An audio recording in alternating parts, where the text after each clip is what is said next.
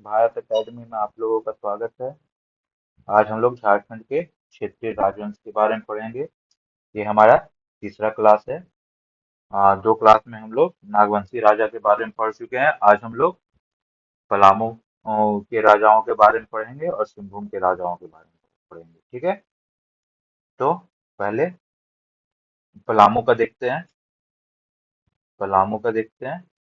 तो पलामू में स्टार्टिंग में कौन वंश राज करते थे? तो रक्सेल, सॉरी, रक्सेल राजा राज करते थे। ठीक है, रक्सेल वंश राज करते थे। ठीक है, रक्सेल वंश जो थे अपने आप को क्या बोलते थे? तो अपने आप को इन लोग राजपूत मानते थे। ठीक है, राजपूत मानते थे अपने आप को। ठीक है, आ, और आ, ये कब तक राज किए थे? तो ये लगभग 16वीं सदी तक राज किए थे। इसके बाद कौन आ गया था? तो इन लोग को चेरो वंश ने इसे चेरो वंश ने इसे हराकर अपना राज्य स्थापित किया था। ठीक है, तो इसमें इतना ही है, कुछ राजा का नाम इम्पोर्टेंट नहीं है। तो चेरो वंश के बारे में अब देखते हैं। तो चेरो वंश, ठीक है, तो चेरो वंश किसको हरा के राज्य स्थापित किए थे? तो रक्सेल वंश को। ठीक है, चेरो वंश कहाँ राज करते थे? तो पलामू में थे। ठीक है, अ, चेरो वंश की स्थापना किसने की थी? स्थापना किसने की थी? तो भागवत राय ने की थी। ठीक है, भागवत राय ने की थी। कब की थी? तो 1572 ईस्वी में की। ठीक है, तो इसमें सब राजा के बारे में नहीं पढ़ेंगे, जो जो इम्पोर्टेंट राजा है उन्हीं के बारे में पढ़ेंगे। ठीक है, तो पहला राजा हमारा हो जाता है रणजीत राय। ये कब से कब तक राज किए थे? तो 1716 से लेके 1722 ईस्वी तक राज किए थे। ठीक है, अ, इस टाइम बिहार के मुगल सूबेदार कौन था? बिहार के मुगल सूबेदार कौन था? तो सरबुलंद खां।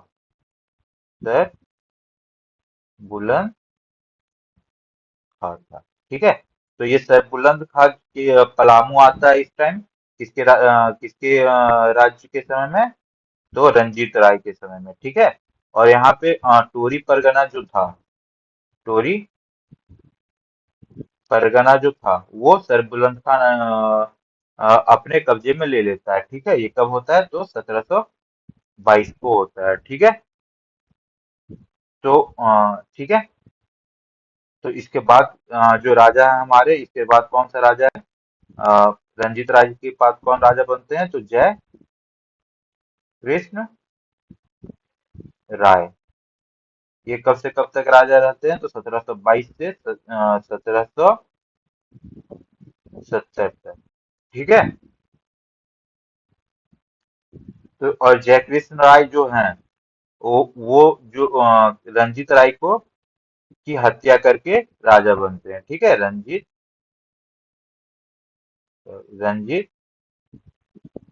राय की हत्या करके राजा बनते हैं। ठीक है, पलामू का।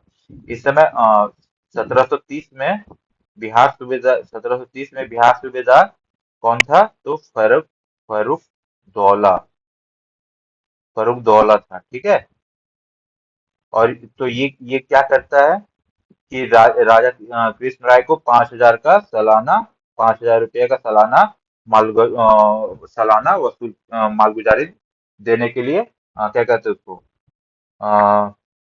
फोर्स करता है। ठीक है, मतलब यहाँ से 1730 से 5,000 का सालाना मुगलों को दिया जाता था जय कृष्ण राय के द्वारा। ठीक है, हाँ, ये किसने ये किया था? तो फर्रुखसियार, उस समय के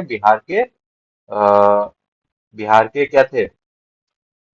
बिहार के सूबेदार थे। ठीक है, फिर 1733 में अलीवर्दी खां बनता है बिहार का सूबेदार। अलीवर्दी खां बनता है बिहार का सूबेदार। ये भी सेम 5,000 मालगुजारी वसूलता है। ठीक है, 1740 में बिहार का सूबेदार फिर से चेंज होता है। वो कौन बनता है?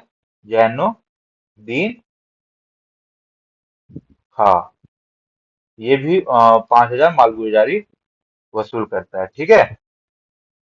और इसी के समय में, जैनुद्दीन खां के समय में ही पलामू पे मुगलों का आखिरी आक्रमण होता है। इसके बाद अ, कोई भी दूसरे मुगल क्या कहते हैं, पलामू पे आक्रमण नहीं करता है। कब? 1740 में। ठीक है। 1700 1750 से लेके 65 के बीच में इनके दरबार पे जय कृष्ण राय के दरबार पे क्या कह सकते हो आप उसको, षड्यंत्र रचा जाता है। ठीक है। षड्यंत्र रचा जाता है इनके दरबार में। ठीक है। इससे क्या होता है, क्योंकि पलामू दो भाग में बढ़ जाता है। ठीक है। तो पहला जो होता है, एक दक्षिणी भाग इसका हो जाता है, दक्षिणी भाग हो जाता है, और दूसरा क्या हो जाता है, उत्तरी पलामू। ठीक है। उत्तरी पलामू, और पहला क्या था, दक्षिणी पलामू। तो ये जो दक्षिणी पलामू है, ठीक है, ये दक्षिणी पलामू चेरों के पास ही रह जाता है। ठीक है। बट ये जो उत्तरी पलामू है, वो जो होता है ना राजपूत, वो मुस्लिम जमींदारों के कब्जे में आ जाता है। ठीक है। राजपूत और मुस्लिम मुस्लिम मुस्लिम जमींदारों के कब्जे में आ जाता है। ठीक है।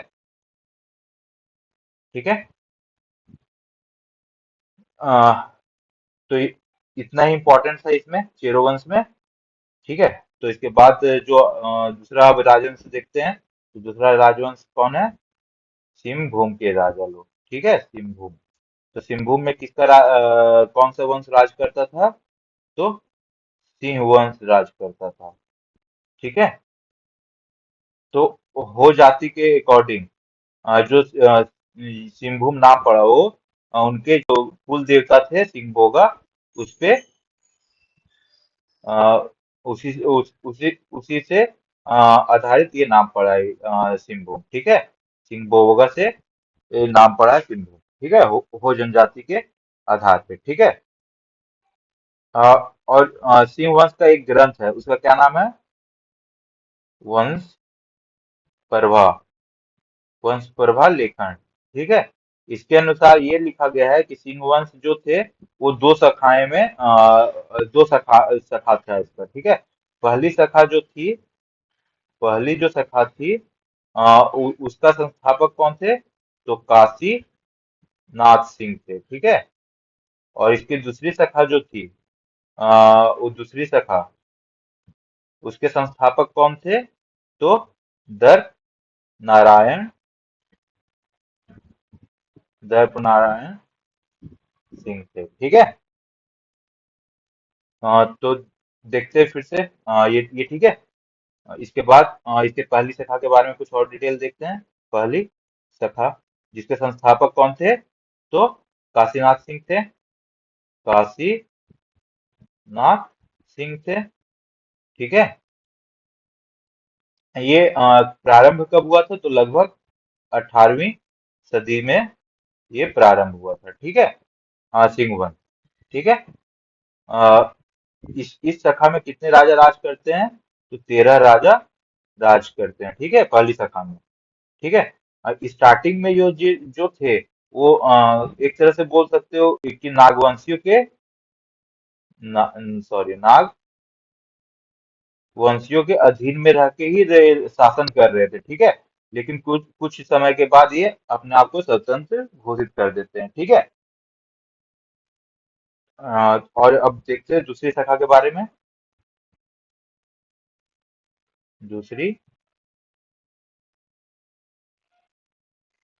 शाखा, तो दूसरी शाखा का संस्थापक कौन थे? तो दर्प नारायण सिंह। ठीक है। दत्त नारायण सिंह। ये कब से कब तक राज किया था? तो 1905 से लेके 1962 ईस्वी तक राज किए थे। और दूसरी शाखा स्टार्ट कब हुआ? तो 1205 में ही स्टार्ट होगा। ठीक है। तो जब दत्त नारायण सिंह के मृत्यु के बाद कौन राजा बनते हैं? तो युधिष्ठिर। युधिष्ठिर राजा बनते हैं। ठीक है, इसके बाद कौन राजा बनते हैं? तो कांसी राम सिंह बनते हैं राजा। ठीक है, काशी राम सिंह राजा बनते हैं। और काशी राम सिंह क्या करते हैं? तो अपना जो राजधानी था वो परहोट बनाते हैं। ठीक है, परहाट बनाते हैं, परहोट बनाते हैं। ठीक है। हाँ, एक चीज और, जो सिंह वंश के क्या कहते हैं, कुल देवी कौन थी? कुल देवी किसे माना जाता था?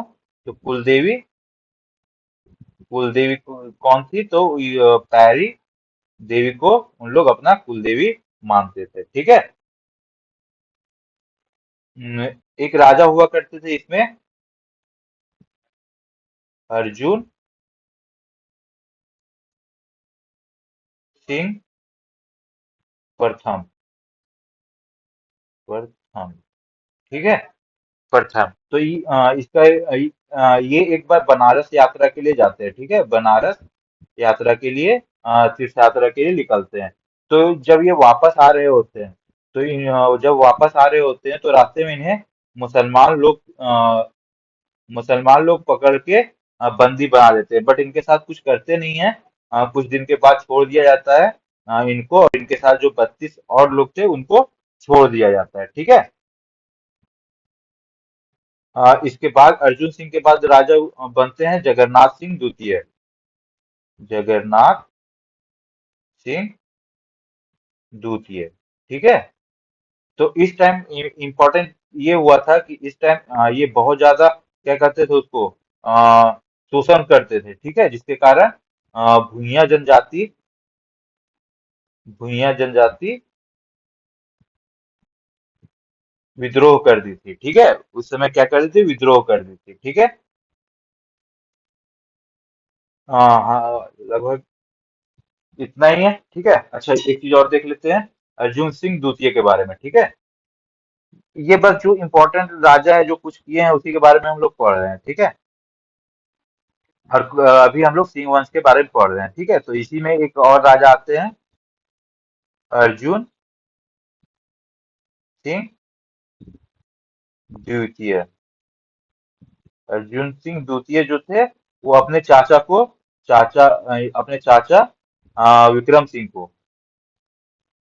विक्रम सिंह को 12 गांव को का जागीर देते हैं। ठीक है, 12 गांव का जागीर देते हैं, और उसे सिंहभूम पीर कहा जाता था। ठीक है, उसे क्या कहा जाता था?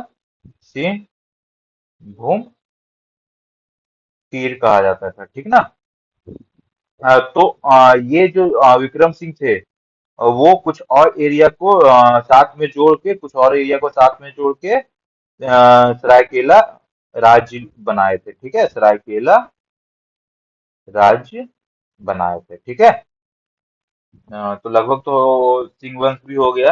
कल हम लोग हाँ, कल हम लोग ये पूरा कंप्लीट कर लेंगे। ठीक है, तो थैंक्स फॉर वॉचिंग।